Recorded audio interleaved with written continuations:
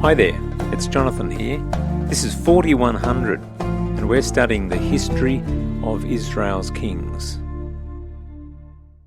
1 Samuel 13:16 to 14. These next chapters are some of my favourite, having preached many times from this section. I guess being called Jonathan myself always piqued my interest, but that aside, it is just a great story of the faith and heroism of Jonathan and his armour-bearer.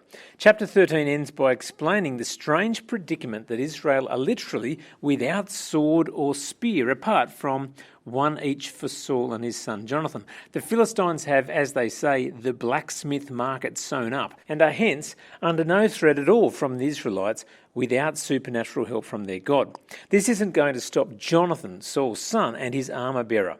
Chapter 14 begins with the great words of faith, 14:1, "Come, let's go over to the Philistines." Later, Jonathan famously says, "Perhaps the Lord will act on our behalf." What a crazy perhaps. I guess a lot of faith decisions in our lives have a perhaps in there. Jonathan says in verse 6, "Nothing can hinder the Lord from saving, whether by many or by few." Well, we've got our memory verse for today already. What a great verse. Jonathan and his armour-bearer courageously take on the Philistines in an uphill direction. Verse 13 tells us that Jonathan climbed using his hands and feet, obviously pretty steep.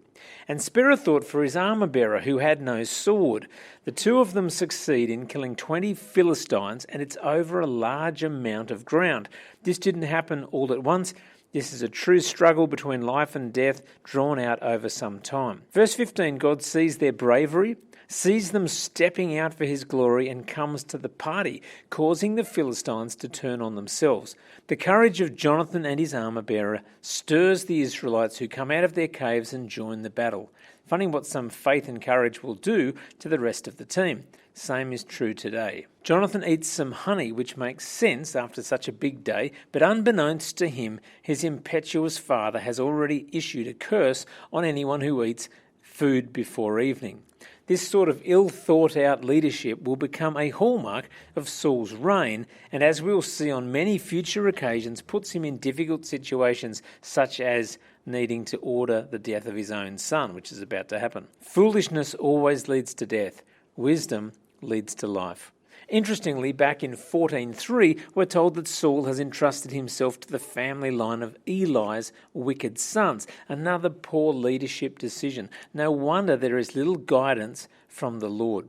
The chapter concludes with the summary that Saul's reign was constantly plagued by the Philistines. Unfortunately, he didn't have the courage or righteous energy to finish the job right in this battle. Next up, we discover that the Lord has formally rejected Saul as king, but that is for tomorrow. Enjoy God's word.